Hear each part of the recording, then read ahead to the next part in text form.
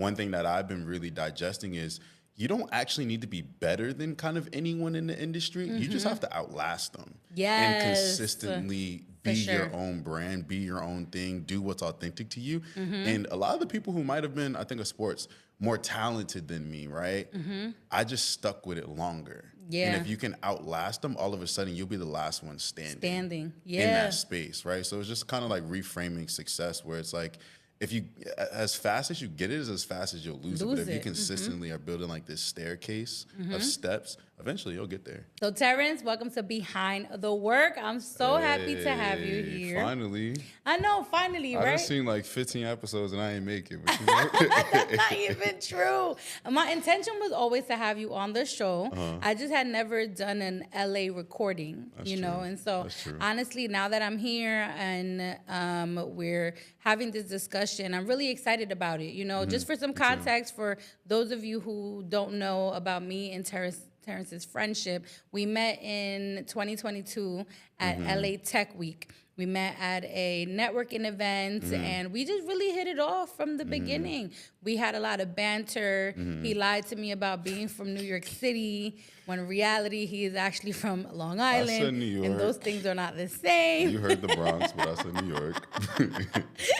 But the reality is that, like, I think we got along, you know, off the beginning. And I believe that's most important, too, where it's like before you can even, like, collaborate, build, or anything, like a baseline friendship or relatability politics need to be there. So yeah, I definitely agree.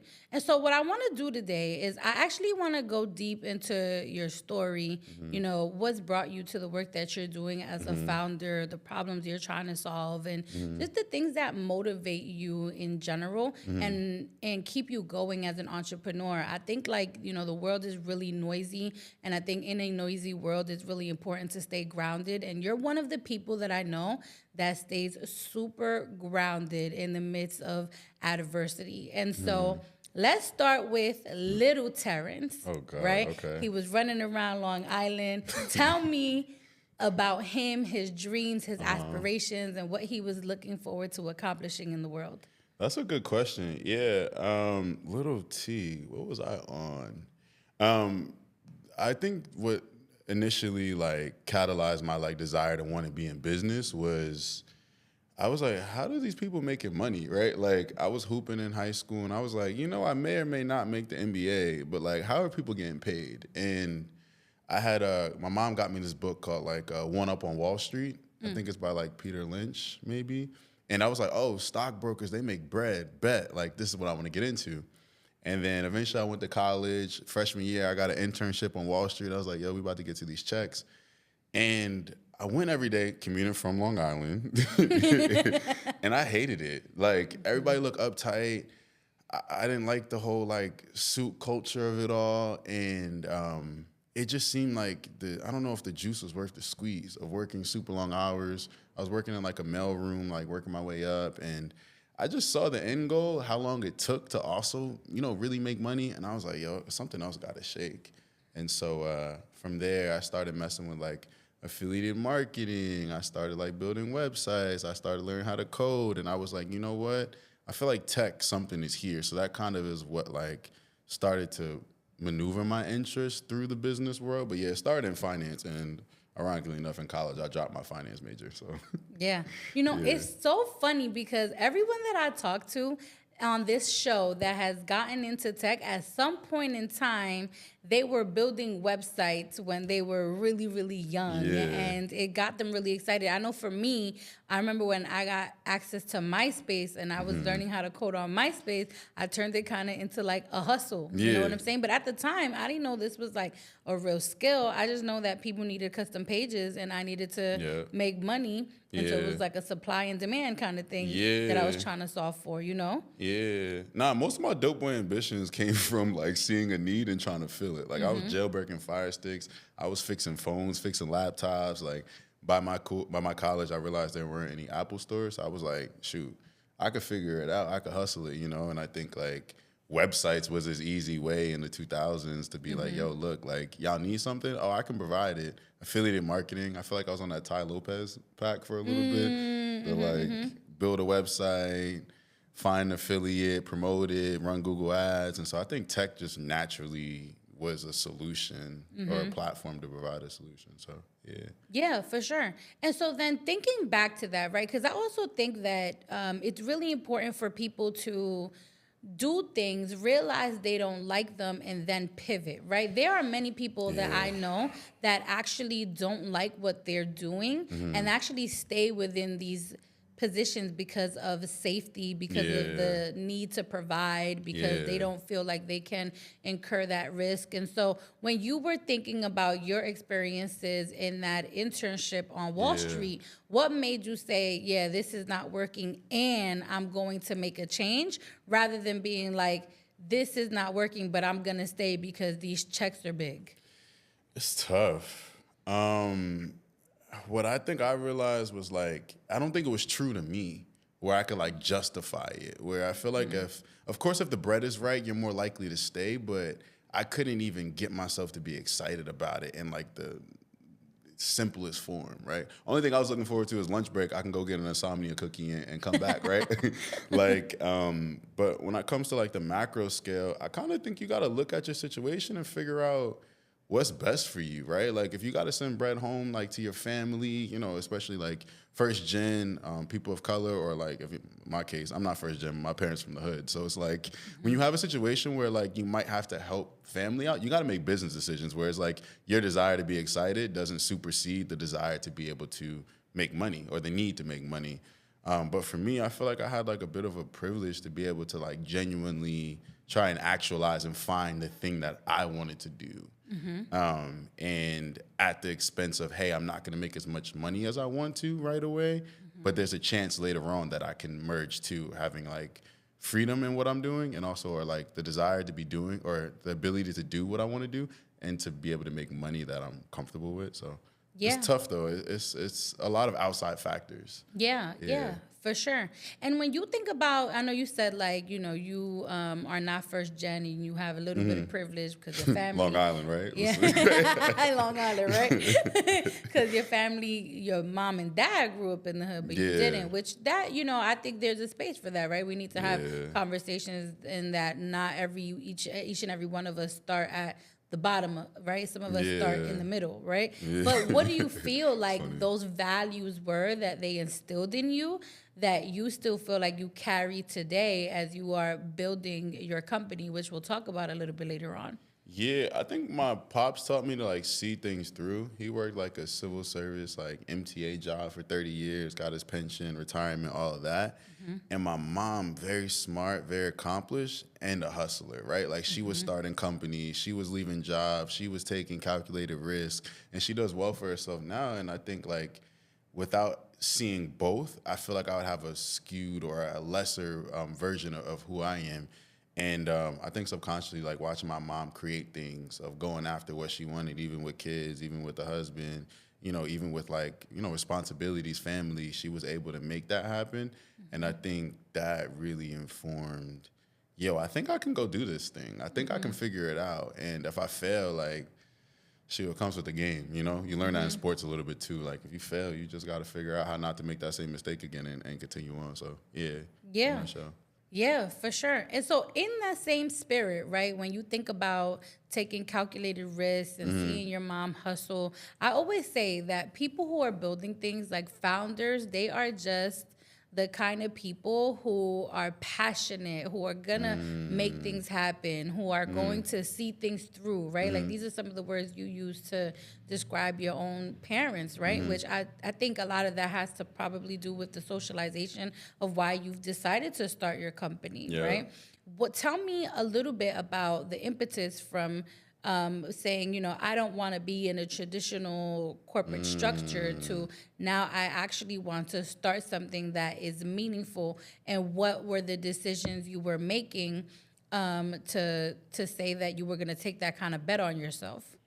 Yeah, so I guess like what led to that?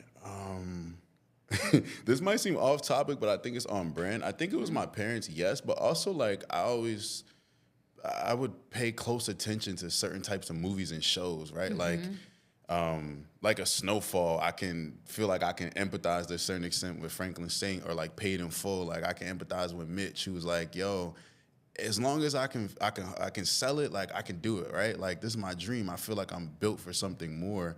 And I think like the element of kind of like rejecting societal norms to feel that, hey, I can potentially be the exception, even if nobody else is it's happening for, I feel like I can figure it out. I feel like that's kind of what led it. And also too, like my faith in that like God will honor the work or the commitment as long as I'm treating people right. And I don't think I always was, but like you learn in business that you could either be like the CEO that tries to squeeze everything out of every single person, or you could be the CEO that cares for people, that makes allowances for their faults, that gives them grace when things don't go right, who, you know, steps in front of the bullet when things go wrong, right? Looks out the window when things go right and praises their people. So I think just on a foundational level, I don't know what the initial thing maybe was, but I do know that like I felt a deep like excitement or passionate connection to watching people catch their dreams. Yeah. And I love the crazy dreams. The Jeremy Lin's who turned up New York City, you know, like the people that were marginalized that technically shouldn't be at where they're at, but they did it, you know? And so. Yeah.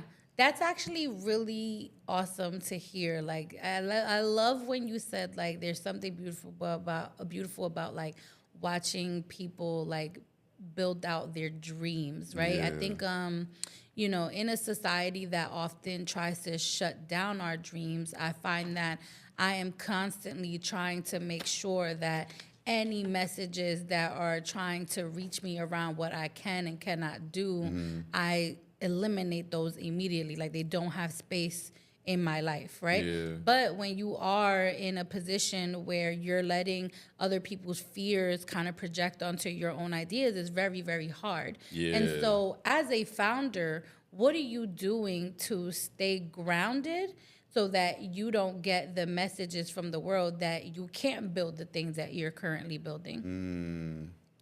Yeah, I think first is my faith in God. I think another thing I've been really focusing on too is like slow dopamine hits and trying to move away from things that give me quick hits. So like socials, I'm on when I need to post stuff, but I'm not on there in between the cracks because they become these like places or measuring sticks that I don't always need to like go to like get an appraisal of how successful, quote unquote, am I? Likes, followers, downloads, retentions, users, growth. What are the, you know, the angel investors and VCs saying? All of these different like a LinkedIn or Instagram or TikTok or, you know, dashboards. I batch those to a certain day. And in between, like a success for me is like, hey, did you execute on the things that you had on your schedule today? Did you go on your walk? Did you journal? You chat with your therapist? Did you pray? And then my friends who kind of see me for me and not who I'm trying to become. Or like the person who I feel like I am. They're like, nah, like, what's your character? You good? Like, yo, hey, I didn't like the way you said that. How's that? Or, yo, I really wanted to highlight this part of yourself. And I think those slower dopamine things that actually bring fulfillment is kind of like how I continue on. And just realizing like, yo, I love what I do. Where would I rather be? I don't have everything I want right now, but I have all the different relationships and I feel like my purpose. And so when I jump on Instagram and I see somebody's story of them flew out, that's cool. That's great. But I then got to kind of replace that thought with like, hey, it's not a comparison. Yo, great for them. However, like what you're doing is also worthwhile. And not even making myself, but genuinely believing it. Or else I would, you know, the second I see somebody that's more up, more popping, more this, more that, it will fold. But I feel like what I'm working on is worthwhile. Yeah, that's actually really beautiful because, you know, I'm even thinking about my own life and the kind of things that I'm doing right now that I think so much of it is seen as like needing external validation and then making sure that I'm not so caught up in it and developing my own success metrics, right? Because I think that's what you're hinting on, right? I think at some point, all of us need to have our own success metrics that help us define what success looks like for ourselves rather than trying to chase dreams that were prescribed to us by other people. You know, an example of that is like I really have gotten into a lot of food content, right? I love going to restaurants. I love cooking and I love showing people how to cook and like bring them along a journey with me to creating things that I create in my own kitchen, right? Yeah. And I'm making these little reels, and sometimes, you know, you spend like 3 hours making the reel, and You get 100 views. You get like 100 views. And you're like, oh my God, is this a waste of time? Yeah. And then I realized like, actually, no, it's not, right? Because my success metric is that I at least put myself out there, right? And I think in a world that is really caught up on a lot of the data, a lot of the numbers, you can get very discouraged. And I have to remind myself to not allow those external factors to kind of seep into my confidence, you know, even with Behind the Work, right? Like when we started the show last year, I thought it was going to get to earn your leisure status in like 12 months. How you feel about yourself though, right? Like you feel like you're capable. Exactly. There was a moment where I was like, man, like maybe I'm not palatable to an audience. Maybe people don't relate to me. You don't want nobody from the Bronx. You know? First of all, I'm not from the Bronx, Terrence. I am from Brooklyn. Don't disrespect me.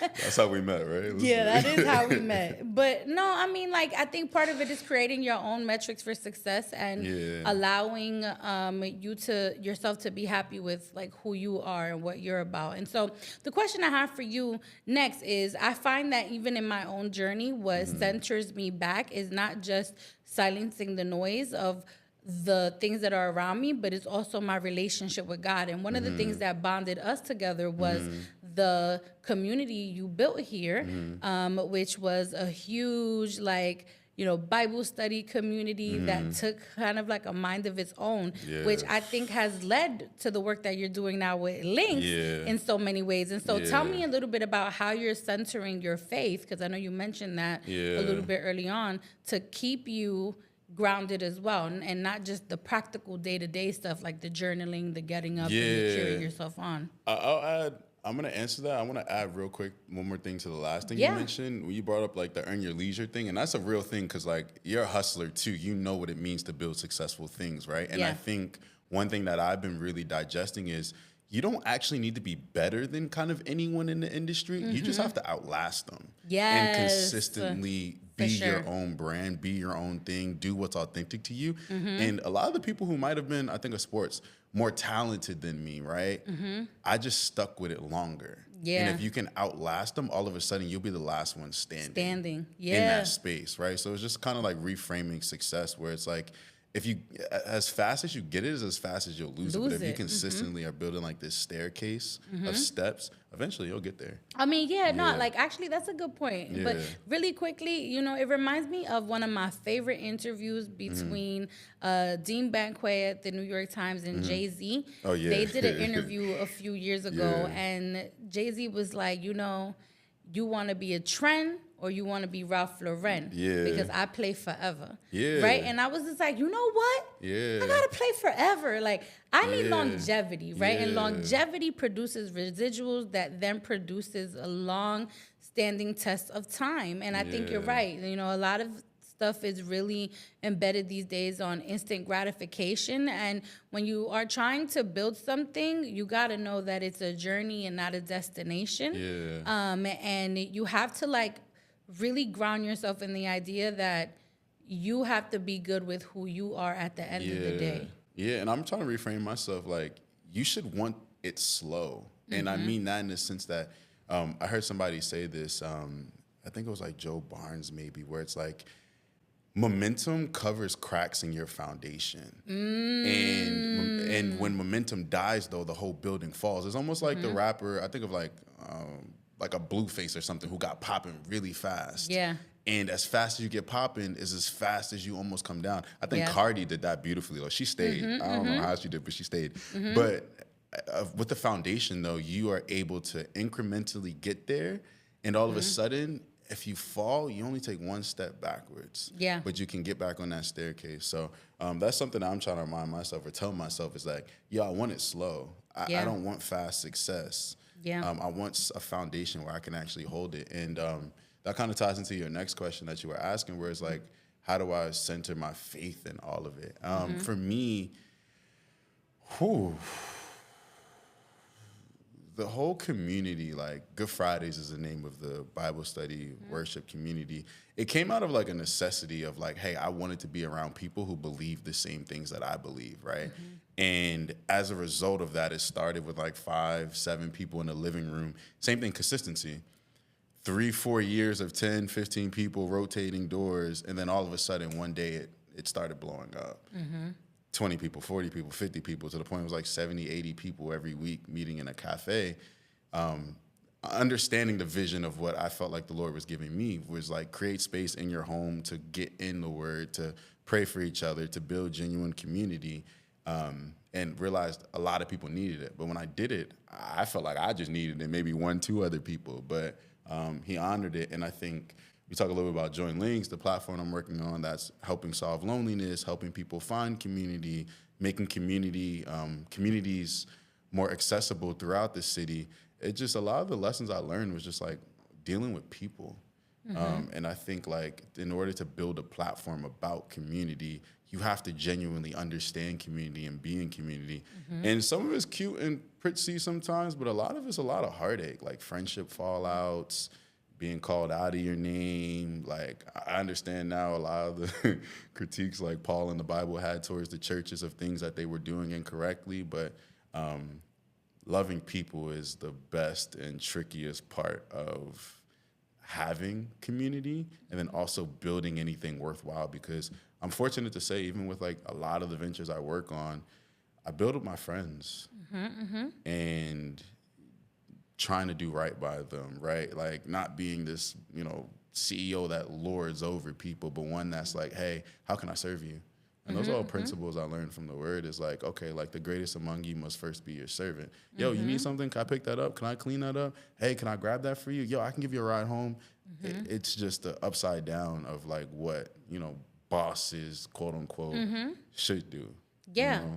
Oh, yeah, for sure. I mean, when you're talking, I think about the image of, there was an image many, many years ago that said, this is a boss and this is a leader, right? The boss was like at the head and everyone else was doing the work, right? And the leader was actually among his people helping them do the work, right? And I think that, a lot of times we get caught up in a lot of the antics of the culture where you see a lot of people like, nah, like I call the shots. And, it's even in the lyrics, right? Like I call the shots. I tell you what to do. I tell you what to wear. Everybody fall in line. And I'm just like, your time here is very limited, right? And with your time here being very limited, is this really how you want to show up? Because there is a judgment day, right? And on judgment day, what are you going to say about the moment that like you didn't let homeboy take PTO when he was sick because you needed to get something done, right? I think people don't realize that life is a people helping people model, right? And if you can't center people's humanity while also trying to accomplish your goals, I think that is probably one of the biggest mistakes that you can make in your work as a founder, but also in your work in life. Yeah. What I say in like my friendships and also in work is you can't trump humanity, right? And my desire can't supersede your desire, right? We have to form it into our desire while making allowances for the humanity of each of us. And so if I'm like, yo, we need this by tonight, and you're like, yo, look, I have this family thing going on, I can only get it tomorrow. All right, now how can I as a leader, if we really got to meet that deadline, step in to then do that, not make you feel bad for why you're trying to tend to your family need, and therefore you can't offer everything you can. But I think that's where, communication kicks in, but also where it's like you love the person more than you love the thing. Yes. I love you more than I love having to get this thing done tomorrow, right? And I think genuinely like staying curious before making like allegations or assumptions of what happened. Yeah. Because then you start to ostracize someone or make them defensive before they actually have anything to say or can explain a bit on the topic. So, yeah, for sure. And so I think what you're hinting at is that in order for you to be in community, you also got to know that sometimes community is inconvenient. All the time. Sorry. Genuinely. I mean, we had a Bible study last night, and I was there at 12:30. It started at 7:30. It's just why, yo, somebody got to clean up. Hey, we need to run this conversation. Hey, this person. You get what I mean? Like, you can't really fit people into a box. It's like people that's trying to date and be like, yo, if I schedule off 2 hours on Tuesday and Thursday, all of a sudden I could be in a relationship. It's like, no, that's not how that works. You know, what would I know? But you know, apparently that's not how it works. Well, all right. So let's go deeper into links, right? So, you know, I think like obviously I met you in the really beginning stages. Facts. I don't think at the time that you guys were even like live. I don't even know if yet. the app was launched. Yeah, the app wasn't launched yet. But when you launched it, I thought it was so cool. And I think that the way that you market that app is so cool. Like I love when I get an Instagram post about links where it's like, you know, you trying to do something in LA this weekend? What's the word? I got you. Like, that is so culturally relevant. I also think it speaks to the audience that you're trying to attract. And so tell us a little bit about the problem that you saw with what you're trying to solve with links and how links is solving it. Yeah, it's a few problems. One is loneliness, right? Like post-pandemic, over 60% of people are reporting loneliness. 30 million people live alone. I forgot the metric on how many people change cities every year, but especially in LA, where everyone's here to kind of chase their dreams, you don't really have an office. Feeling lonely is literally an epidemic, right? And so the problem that we're solving is like, if I was to move, let's say back to New York, who do I hang out with right away? If I'm not tapped in, there's a learning curve. And so what the main issue we try to solve is like, yo, let's tap you in with what's happening around the city. And not just Eventbrite stuff, but like things that local organizers and event curators are throwing. You know, people be like, yo, I want to do what the locals do and all that. Yo, we're going to tap you in and we're going to speed up at least 3 to 5 months of your learning curve of you being able to find those events. Yeah. Especially if you're not plugged in, if you don't know anybody. The second thing we really solve is like people to do things with, right? Yo, I want to go to the museum, but I don't want to go by myself, right? Like, hey, yo, that Steph Curry movie's happening. Yo, somebody want to roll through? And I think that's really, really, really important is because like, yeah, you got introverts and stuff and people that struggle with socialization. But the biggest thing is like, how do I make friends? How do I actually connect with people who want to connect with me that aren't clicked off in their own social groups? What if somebody was willing to accept me? And if I show up, they'll actually show me love. I don't got to, you know, rely on the gift of the gab to be able to form a connection. Yeah. And I think like one thing post-COVID we're really forgetting how to do is to talk to people, especially with like IG and TikTok and Twitter threads. We're losing like that face-to-face, hey, I met you online, not on some weird stuff, not on some trying to talk to you, but just, yo, I see you. What's up with that latte? You good? Like, how is that? It's fire. Where you from? Oh, okay, boom. Like, you know, it's the ability to rift. And this is kind of like a platform where we have like an event discovery page. We have a live feed that's like a Twitter or Threads, but people are showing events they going to, things they want to go to, things they went to, and being like, hey, I'm looking for a friend. And what I want to do as a platform, or our platform, is like honoring that vulnerability. Yeah. Yeah. Like, I love that. And so then the question I have for you is, right, you know, there's so much around loneliness right now. Like there's a lot of data and research. For those of you who don't know, there's a lot of data and research right now that is quantifying loneliness as an epidemic in our country, right? You know, Links is solving that problem. There are also a lot of people right now that are actively removing apps and like social platforms from their phone because they're overstimulated, right? Tell the audience like why Links is the app that you still want to keep on the phone and why it's not going to contribute to your overstimulation, but it's actually going to create an environment for you to feel good and be around people that are good. Yeah, 100%. Our app JoinLinks, what it does really well right now is get in to understand what's going on, then go outside. And then check back in, see what's going on, then go back outside. So it's almost like this intermediary space where you're able to kind of quickly figure out what you need to know, connect with a couple cool people, or one step further, stay tapped in with your community. We have over 100 community orgs ran by local organizers across the city. So if so-and-so is doing a Runyon Canyon hike, yo, it's Saturdays at 3 p.m., I'm a RSVP. Cool, I'm gonna get a notification from the group chat when they're linking up, what to bring, all of that, and then I go outside. What we're really, really making an effort to not do is all the kind of sticky social things that keep you on the app just to keep you on the app without actually bringing you somewhere. What we want people to do is like to go into patron things in real life, which connects to like how do we revitalize small businesses? How do we revitalize people's ability to just connect in person? How do we account for the person that's socially anxious and the extrovert, right? And that platform in between is like you only gonna get notifications for what you need to know to be able to go and do the thing. And if you feel like you want to go back outside, go back to the app. If you want to find your community, we got them all listed out and people are posting about them. But it's really a space for you to go be in person. Yeah. And that's something that I don't feel dating apps, they try to do, but it's in the connotation of keep swiping. You're going to forever be searching and never actually go on a date. Yeah. But with this, it's like friendship is lower stakes. I don't care what you look like. I want to go out and have a good time. Yeah, for sure. Yeah. And so, like, let's dive deeper into why solving this problem means a lot to you, right? Because the reality, Terrence, is that you're a really smart dude. You know, you can be doing anything. That's the nicest thing you ever said to me. What you mean? I'm always nice to you.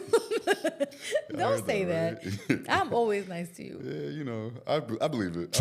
I'm messing with you. I believe it. But, I mean, the reality is that you are. You're a really smart guy. Like, you can be solving any kind of problem. Yeah. Why specifically this problem? And did you experience like a season of your own loneliness that keeps you motivated to want to do this work? Yeah, I think the biggest thing is I said a little earlier, I wasn't always a people person. I was very like, before I kind of really dove into my faith, like I was very standoffish. I was a hustler, and if you had what I needed, we cool. But if you didn't have what I needed, it ain't really much to talk about, B. Like, it's not a whole lot we can, you know what I mean? But as I started, like, learning to care for people, bear each other's burdens, pray for people, make space for them, inconvenience yourselves, all of these things, and I'm like, okay, I know how to create platforms or things. It just kind of naturally came about as a result.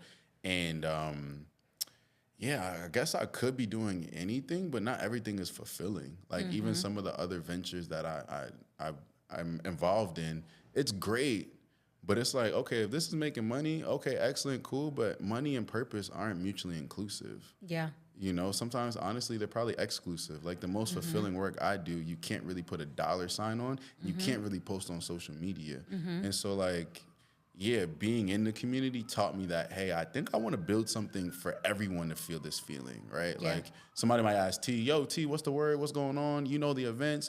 While that is true, right? But now how do I give you that same ability to where you could be the plug for somebody else, where hopefully you sit and make time for community as well? And one of the most beautiful things that have been happening recently is getting to know other organizers who spend their lives doing the thankless job of creating community or spaces for community. Yeah. I think they're superheroes. I think it's the future of what, even what an influencer is going to be. I don't think it's about posting content. I think it's about being able to draw people to a space. Yes. Whether they're patroning it, but to feel belonging. And I think those are going to be the curators, the tastemakers, or the influencers. Because I think people are tired of just sitting in this virtual living room. Yeah. Oh, absolutely. I mean, even me, before COVID, like I used to organize events in New York City all the time. I think that's one where I've been able to really grow my network really substantially. But it was also the ways in which I got to see people and like really have conversations with them where there was spaces for vulnerability, like the things you don't see online, right? A lot of the internet is the highlight reel, right? But when you sit down with folks and you ask them like how you're doing in person, like they actually will tell you how they really are doing, right? And I think, over the last 6 years since COVID, right? I think there was a period where I myself was like, oh my God, I'm online all of the time. And I am fake believing that I know what's going on with people, but I don't. And so at that point, like that's when I had moved away from LA. That's when I went back to the East Coast. And when I went back to the East Coast, I made it a really important part of my life to start hosting dinners and bring people into my home and bring people together over dinner, right? Like I know you were part of like my founders dinner that I hosted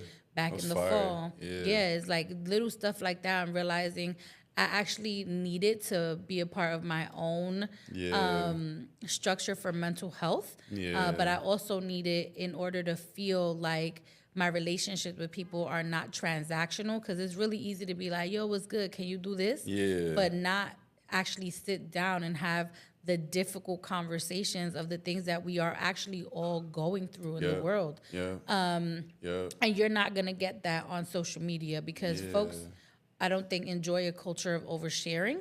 And I think I also don't know that, like, I think social media also has been used as a tool to weaponize information about people. Different topic, Right? And so, yeah, I really feel you on that. Like, people are tired of these virtual living rooms and they want real in-person experiences. Yeah, and to what you said about throwing the dinners, right, and doing things in person and hosting, you have like the opportunity to be generous. Yes. And like when like the verse that says like, yo, truly I tell you, it's more blessed to give than receive. Yeah. It's like the gift of being able to politic with people, to be known, not famous, but known by others, where they know the deep intricacies of who you are and they hold it and they trust it and they empower you and correct you.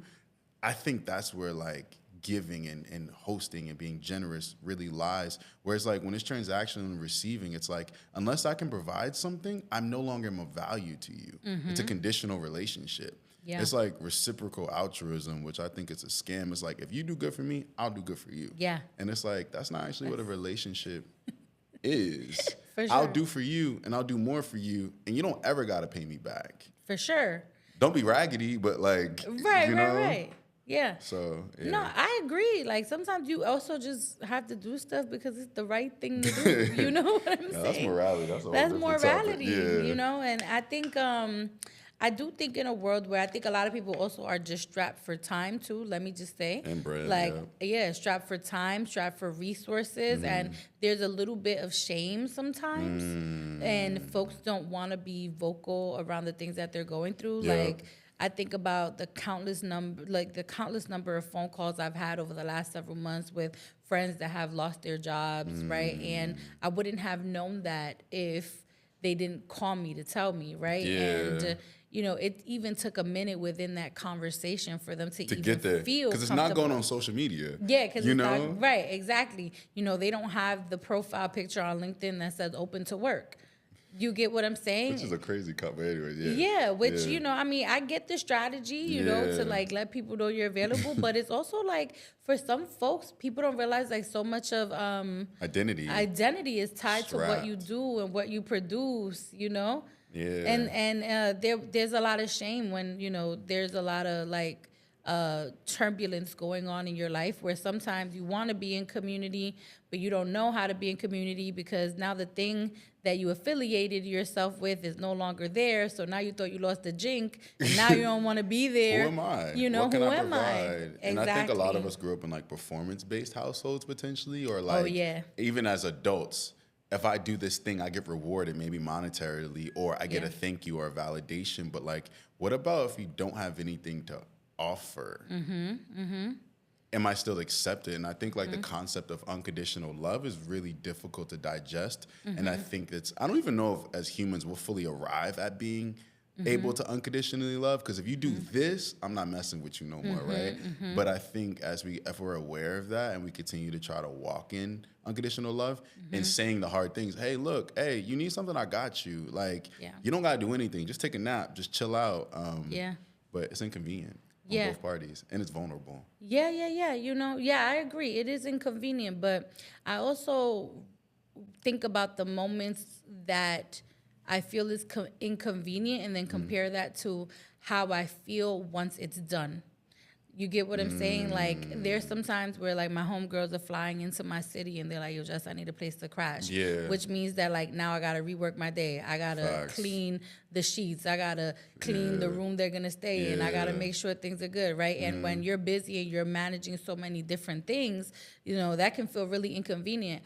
But once they are there, right, and we're having conversations and we're going to dinner, and I see them smiling, and I get to see their reactions to the food that I just made them, I'm like, you know, that little moment I had of, oh my God, I got to do this cleaning, it just all goes away. And then I get back to the place of like, wow, this was actually awesome. And what a privilege it is to actually experience this person in this way.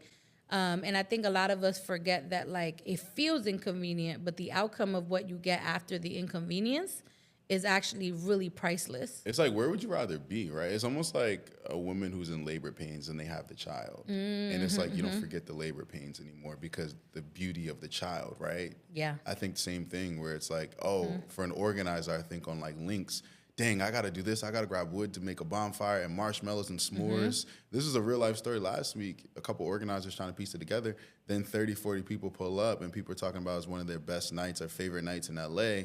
And seeing the smiles and the joy, it just puts into perspective, okay, what do I want to be remembered by? And what do I want to remember? Like, I made this bag. Like, I went to work, cool. But like, I think the most important things in life, you can't really put a dollar sign next to, right? It's, for real, I think like radical generosity and creating space literally in your home at an event, whatever, to make people feel known. Something I try to do is like always introduce myself to people, even the production staff. Anton, who are you, bro? What's up? Da, da, da, da. Because like, it's just important to, in my opinion, to make people feel known, to feel welcome, to feel like they can talk to you, to trust you, no matter what your outside status says or if you're a CEO. Because what is a CEO? You know what I mean? Like, where can you take that? You can't take that to the grave. What they gonna put CEO in your gravestone? It don't matter. Yeah. But people always remember how you made them feel.